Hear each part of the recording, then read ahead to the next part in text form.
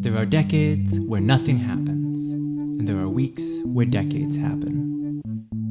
Those words have been attributed to Vladimir Lenin while he was living in exile at the start of the Russian Revolution, and to me they've never rang more true than they do in December of 2024, and nowhere more so than in Syria, which just a few months ago seemed mostly stable. After more than a decade of civil war, where hundreds of violent militant groups clashed with the authoritarian government of Bashar al-Assad, Assad seemed to have gained some degree of control and stability. The rebels, despite controlling significant territory in the north and east of the country, had largely been halted, the battle lines frozen where they had been for years. And Syria, which had been a pariah state for most countries in the region on account of the alleged war crimes and human rights abuses of the Assad government, was slowly beginning the process of mending relationships with its neighbors. It had rejoined the Arab League, and wealthy Gulf monarchies which had funded and armed various rebel groups had begun the process of normalizing relations with the Syrian government. And then, all at once, this all changed. The rebel group HTS, which had been building up its forces for years in northwest Syria, captured Aleppo in the first week of December, and then marched south, seizing the city of Hama, then Homs, and eventually the Syrian capital of Damascus. By December 8th, Bashar al-Assad had fled to Russia, and his regime, which had been controlled by his family for half a century, had officially been toppled. Now, the Syrian civil war is one of the most complicated conflicts I've ever studied, and I'm not just saying that because I never got a PhD in war. I think pretty much any expert on the subject will tell you the same thing, which is that when it comes to the sheer quantity of rebel groups, the ever-shifting landscape of foreign powers arming and funding various factions, the Syrian civil war is pretty much unparalleled. And the more I learned about it for this episode, the more I understood why it was so hard for anybody to predict this particular outcome. So in today's episode of Drug Cultures, I'm mostly going to be talking about one critical piece of the puzzle, an amphetamine-type stimulant called Captagon that became a central component of Syria's economy in recent years, and a significant source of capital for Assad's wartime government. Heads up, we're also going to be talking about a decent amount of nasty violent war stuff, so consider this a bit of a trigger warning if maybe you're on drugs and didn't realize you were listening to a podcast episode about war. But it's hard to overstate how much this illicit drug, whose estimated market value is more than 3 times that of the entirety of the Mexican cartels, has shaped regional politics. It's also hard to overstate how little that has to do with the drug itself, whose effect is weaker than many prescription stimulants in the US, and whose use has never been shown to directly cause a single fatality.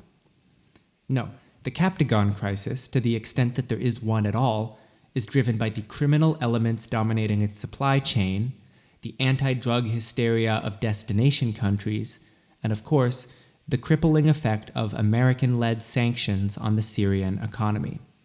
I'm Sky Hawthorne. This is Drug Cultures. We'll be right back.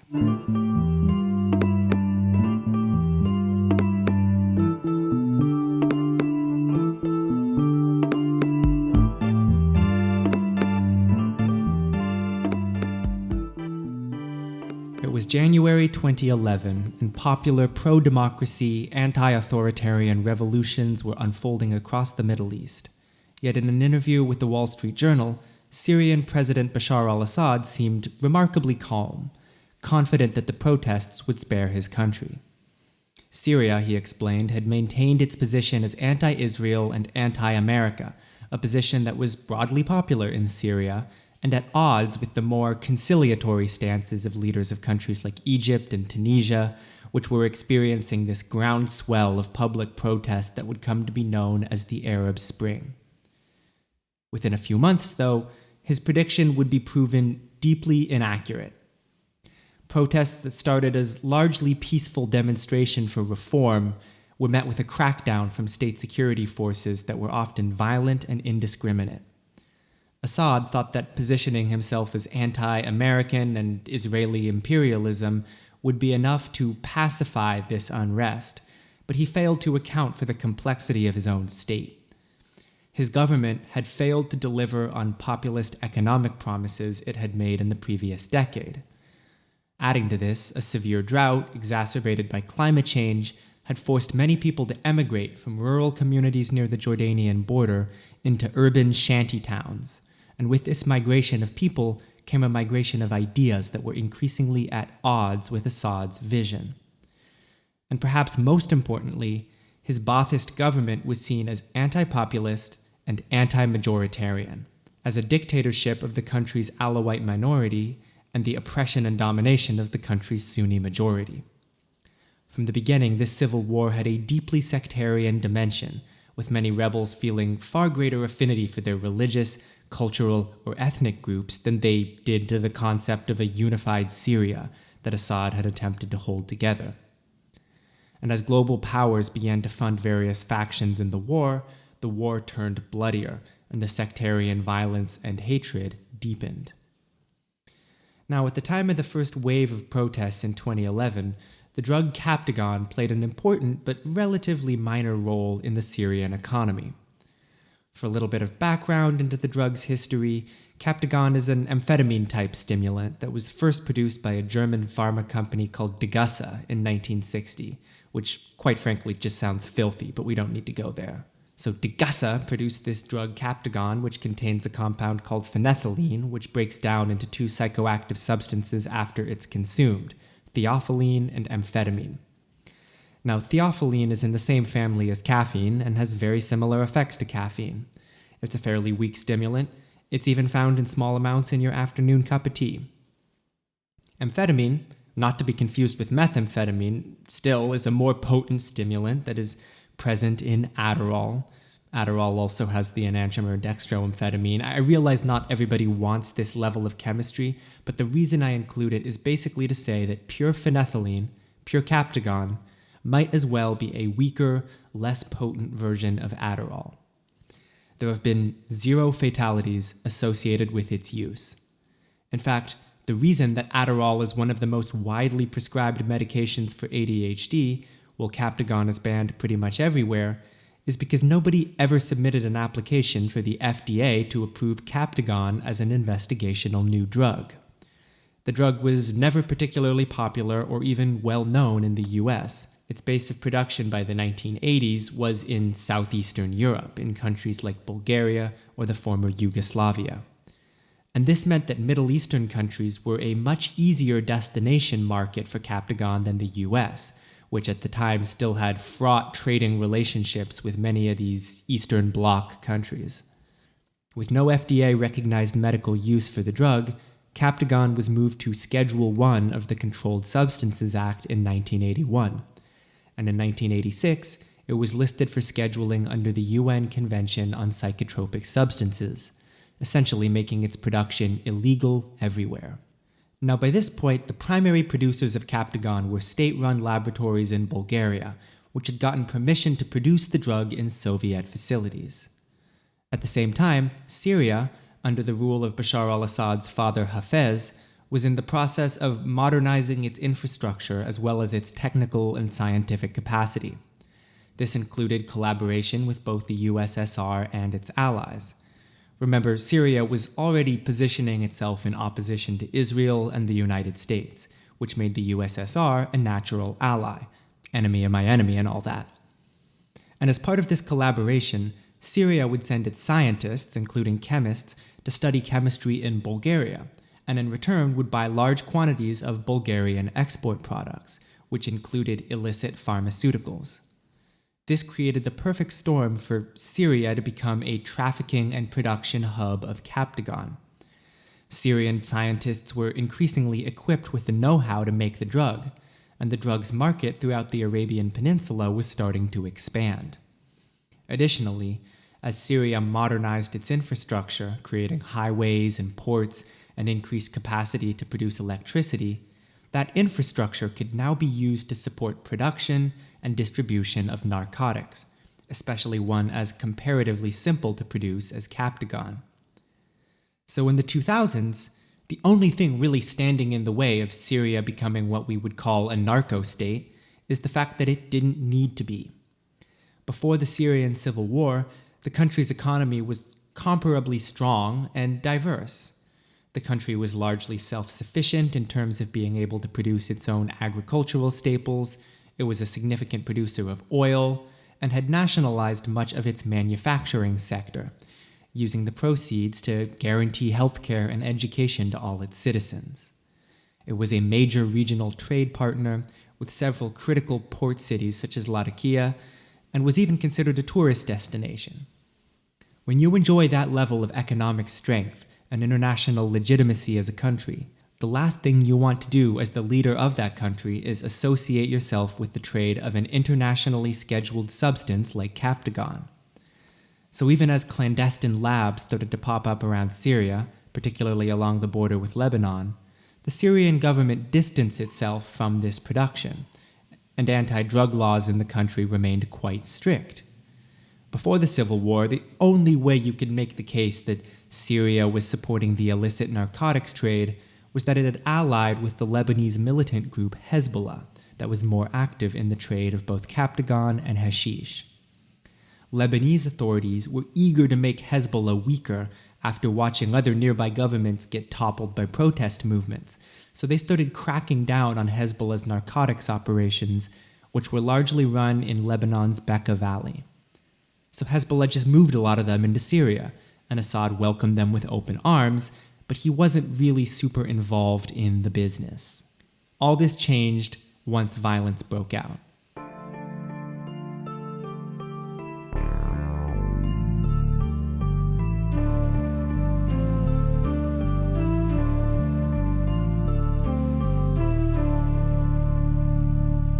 In response to war crimes and human rights abuses from the Syrian government, most notably the indiscriminate use of sarin gas in a 2013 attack in the suburbs of Damascus, the US began to impose crippling sanctions on any Syrian entity believed to be financially tied to the Assad regime. Now, you might be thinking, isn't this a good thing? Isn't using chemical weapons, even if it's on an entirely military target, which it wasn't, isn't that a war crime? The answer is yes, it's a war crime. But no, we didn't sanction Assad because he's a war criminal, nor did we do it out of a great love for democracy. In fact, by some estimates, we arm, fund, and provide military training to around 75% of the world's dictatorships. We sanctioned Assad because he's a geopolitical enemy of the US, and news of these war crimes finally gave us an excuse to do so. And in a country whose economy is as tightly intertwined with the Assad government as Syria's was, these sanctions don't just have the effect of punishing Assad. In fact, their intended effect was never to punish Assad, but rather to make the conditions of life unlivable for the Syrian people, in the hopes that it could have a destabilizing impact on the region and that potentially, out of the rubble of the war, a more US-friendly government would arise. I want to make something abundantly clear, because I know this is a sensitive subject for many people and for good reason. The only party who bears responsibility for the human rights abuses of Bashar al-Assad is Bashar al-Assad and his demonstrably corrupt government that has violently held on to power, disappearing thousands of people in the process with no judicial accountability.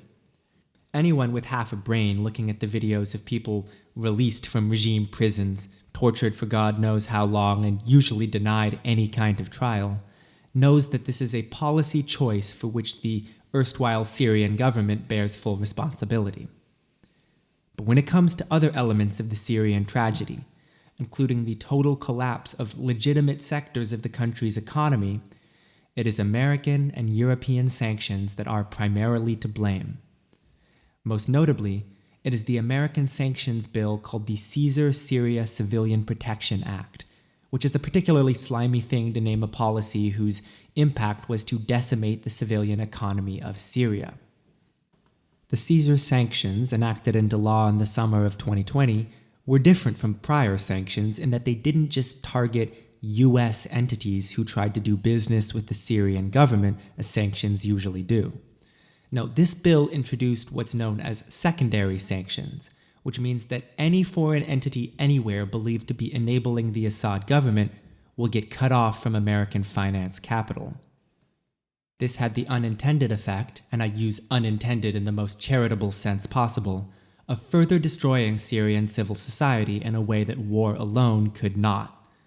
In 2019, despite years and years of civil war, Syria's GDP was $22.6 billion. A year later, that figure had dropped to $11.16 billion. And I know some of you are thinking, well, couldn't that just be COVID? I don't want to belabor the point, but the answer is no. For comparison, US GDP shrank by 2.3% in 2020. In Syria, we're talking about a 50% reduction. Because we're not just talking about sanctioning Russian oligarchs who want to buy billions of barrels of oil directly from Assad. We're talking about governments and NGOs around the world, many of whom were deeply critical of the Assad government, but nonetheless wanted to help fund Syrian reconstruction. And now anyone around the world who wanted to invest in reconstruction or even just fill Syrian ATMs risked getting completely cut out of global markets. And it's out of this absolute financial devastation that Syria's reliance on Captagon as an export product emerged. Before the war, Captagon was this fringe element of the state's economy, from which the government was happy to distance itself because it didn't need it. But for a number of reasons, Captagon was the perfect crutch for Assad to fund the continued war effort while evading sanctions. Remember, Syria before the war already had the technical know-how and the production capacity to make large quantities of Captagon. At scale, it just costs a couple cents to produce a single pill, but that same pill can be sold for as much as $25 in wealthy destination cities such as Riyadh in Saudi Arabia. And unlike a drug like hashish, which is also popular throughout the Middle East, Captagon can be produced in a small factory and doesn't require large plots of agricultural land. In terms of the narcotics trade, it's much easier to have plausible deniability when it comes to Captagon. And as the vice grip of sanctions tightened around the Syrian economy, the Captagon trade exploded. It's estimated that in 2017, the market value of Captagon was around $1.8 billion. Well, in 2021, it had a minimum market value of $5.7 billion. And that's just by looking at how much Captagon was seized. It's impossible to know exactly how much wasn't being seized, and some estimates have put its value at more than $20 billion. Of course, this surge in Captagon has had a destabilizing impact on end-use countries like Saudi Arabia and the UAE, and on the transit countries through which Captagon is trafficked, most notably Jordan. I want to reiterate here that when I say destabilizing, I'm again not talking about the effects of the drug. All things considered, Captagon is a fairly benign drug, although there's some reporting of people pressing Captagon pills that are actually just meth or some other more dangerous drug, which is of course not good and can cause very serious side effects. Much hay has been made in the Western press about how Captagon is, and I quote, the jihadists' drug, and at first achieved a lot of media attention in the West when it was reported that the ISIS fighters might have used it during the 2015 massacres in Paris, which killed hundreds and injured even more. The Washington Post made the claim that Captagon was turning Syria's fighters into quote-unquote superhuman soldiers. ABC News reported shortly after the attacks that the gunmen were high on Captagon and in a quote-unquote zombie-like state that made them unable to feel pain or remorse. This claim was quickly debunked after the toxicology report came out a month later, but this idea that Captagon is this public health menace whose use makes you violent has stuck around, and countries like Jordan and Saudi Arabia have taken this threat very, very seriously. Interestingly, something I've seen a lot as I researched this episode is that a lot of regular people in Middle Eastern countries don't really see Captagon as a drug of abuse. One British Syrian historian said something I found fascinating. He said, in Middle Eastern societies, Captagon is not viewed by a lot of people as a drug. They see it almost as a step up from headache pills. It's more like a coffee than like a drug that you're sniffing or injecting into your veins. This is something that often gets overlooked in discussions about how many Middle Eastern countries see drugs and alcohol. Because while alcohol is strictly haram or forbidden in Islam, and many other narcotics are treated the same way, stimulants tend to be a much more complicated picture. Even in countries that have some degree of Islamic law, there are different interpretations of Islamic jurisprudence of whether or not stimulants are haram. And there's a great number of religious figures who argue that it isn't so much the substance itself that is or isn't haram, but how it's being used. There are some Islamic terrorist organizations even who have justified the use of stimulants in battle under Sharia law, claiming that it's medically necessary. And this cautious tolerance towards stimulants throughout various strata of Islamic societies is not exactly new. Coffee first gained popularity in cities that are now part of Yemen and Saudi Arabia, and Yemen is notorious for the widespread and largely socially acceptable use of a stimulating shrub called khat. But all this aside, most of these countries' governments are quite hardline now when it comes to drugs. Saudi Arabia, for its part, has become so alarmed by the surge in Captagon imports that they ended their moratorium on executions for drug crimes. In 2023, there were just 2 executions for drug crimes in Saudi Arabia. In 2024, there have been over 100. Ostensibly, these laws are aimed only at cracking down on smuggling, and the Saudi government has made a spectacle about being more humane to drug users, offering them treatment programs. But regardless of whether or not this is actually the case, the consequences of this crackdown can be severe. One Saudi official, speaking on the condition of anonymity to a reporter from The New Yorker, made the claim that 65% of the people in jail in Saudi Arabia are there for drug crimes. He put the blame for this directly at the feet of Assad, arguing that the Syrian regime was intentionally flooding Saudi Arabia with Captagon in order to tear at the country's social fabric and stop its march toward technological advancement, and that this is why the country was using the death penalty so liberally for suspected traffickers. Of course, it should be noted that most regular Captagon users are not addicts. At least they're not addicts whose substance use is visible or catastrophic. Something like 5 times as many Captagon pills as there are human beings in the country get brought into Saudi Arabia every year. And the vast majority of people who take the drug are students trying to pass their exams, or blue-collar workers who are often forced to labor in punishing schedules, building entire cities in the desert in a matter of years, or building the largest soccer arena in the country over a period of 2 months. Really, Captagon, provided it isn't cut with something more dangerous, might as well just be weaker Adderall. Can it be dangerous? Sure, Adderall can be dangerous. It can cause all sorts of side effects and be a real problem for some people who get hooked. But the facts of the drug's safety profile hardly matter.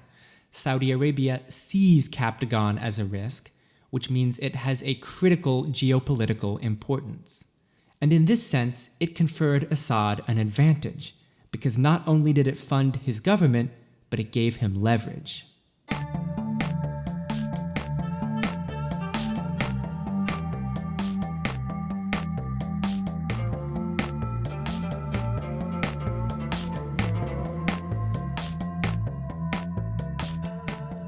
Of course, drugs like Captagon, or hashish for that matter, aren't usually brought directly into Saudi Arabia from Syria. The countries don't share a border, which means that the country of Jordan, which lies to the south of Syria and the north of Saudi Arabia, is a crucial transit country. Now, Jordan has been very, very strict when it comes to Captagon, and since January 2022 has adopted a shoot-to-kill policy toward anyone smuggling drugs over from Syria. The Jordanian military has killed dozens of smugglers, and even gone so far as to bomb the house of a major Captagon producer in Syria, a guy they called the Syrian Pablo Escobar. But Jordan launched an air raid on this guy in Syrian territory, killed his wife and kids as well, and in case you had any doubt, the United States has been funding this policy and actually supplied Jordan with the satellite-guided bomb that was used to kill this guy. Since 2012, we've been providing military training and military assistance to Jordanian armed forces at the border. Which doesn't surprise me. We have one of the most militarized borders ourselves, which means we have the technical know-how to run a border that is efficient and mechanized in its brutality. But at the end of the day, Jordanian attempts at controlling the flow of drugs from Syria simply have not been that effective. And this is largely due to the fact that this sort of trade between Jordanian and Syrian border communities is an ancient tradition. Given that the cost of living in Jordan has been significantly higher than it has been in Syria for decades, smugglers have a long tradition of buying Syrian goods and selling them in Jordan for a significant profit. And in the past, they were just able to bribe border guards to ignore that this was happening, if there were even border guards to begin with. These smugglers were called Bahara, and in the past, even if they had to bribe guards to look away, much of what they were smuggling was perfectly legal: fruits and vegetables and flour and textiles. But after the civil war got going, Syria wasn't producing as much of this stuff. It was producing drugs. And these Jordanian border communities couldn't survive without that trade from Syria. They weren't financially equipped to compete with the rest of the Jordanian economy. So even as the border became much less porous and much more militarized, these smuggling networks stayed in place. The roots of trade were too deep to stem the flow of narcotics, and the border, militarized as it was unnatural. Now, some of you may be wondering why we were funding Jordanian border guards to defend a border thousands of miles away from drug traffickers bringing drugs that are weaker than Adderall, when we have our own drug crises at home, with much more lethal and dangerous drugs as well. Well, part of the answer is that America was threatened by anything that helps the Assad regime. And of course, there may have been some genuine fear that ISIS was trafficking or taxing Captagon and using it to fund its operations. And there may also have been some real fear, I would argue misplaced, about the dangers of Captagon itself. But it's not just that. I believe we were not just afraid of empowering Assad, but the potential effects of these smuggling networks continuing to exist and get stronger. Captagon trafficking into Jordan soared in the year following the October 7th Hamas attacks, and the US State Department is ostensibly very concerned that the drug smuggling networks will also be used to transport weapons into Palestine, given that Jordan shares a border with the West Bank. So sure, we want to stop Captagon trafficking, but most importantly, I think we've seen the illicit trading networks between Jordan and Syria as a problem for a long time, which is why we've been training the Jordanian military since 2012. America recognized that it wasn't in the strategic interests of its empire to have a free flow of Iranian weapons into Palestine, nor was it in the strategic interests of its empire for Assad to remain in power in Syria. That's not to say that there weren't a million reasons to support the end of the Assad regime: his disappearances, his use of chemical weapons, mass graves of his political opponents. And now we're seeing all this discussion of torture dungeons, thousands of people getting released from these with a lifetime's worth of PTSD, crimes against humanity countless times over. But what you're likely not seeing is that many of these exact same torture dungeons were used by the US against suspected terrorists during the Bush administration. We outsourced our human rights abuses to Syria so that we could wash our hands of it while still using cruel and unusual punishment against suspected terrorists. And when Syria was no longer useful in our war on terror, that's when we decided to arm and fund the rebels instead of arming and funding Assad. We've propped up dictators who do evil things many times before, from the Middle East to Latin America, but this time we cast our lot with the rebels, even though many of these rebels that have now taken Damascus and toppled the Assad regime are quite literally linked to Al-Qaeda. Like the main guy in charge of HTS, al-Jawlani, quite literally used to be an Al-Qaeda guy, and the only reason he left the Al-Qaeda-linked organization he was a part of was because he had a falling out with the guy who would go on to create ISIS.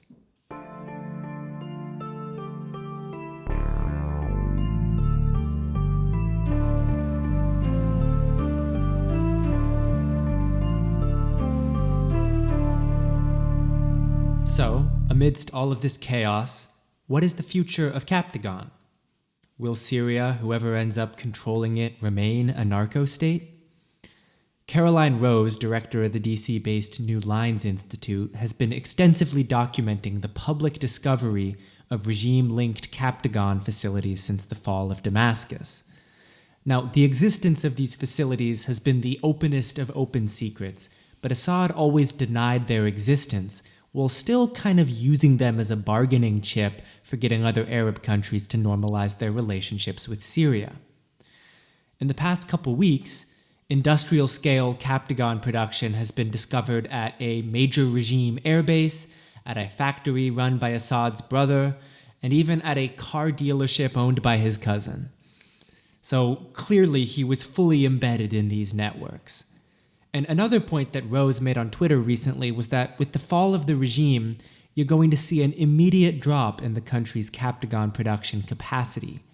We're already seeing footage of rebel forces collaborating with local communities to destroy these factories. But that drop in production isn't going to translate to a drop in the demand for amphetamine-type stimulants, particularly in destination markets like Saudi Arabia. Nor will those drug trafficking nodes that have existed for more than a decade just go away overnight. So this means there's pre-existing smuggling networks built in for anyone who wants to take advantage of them.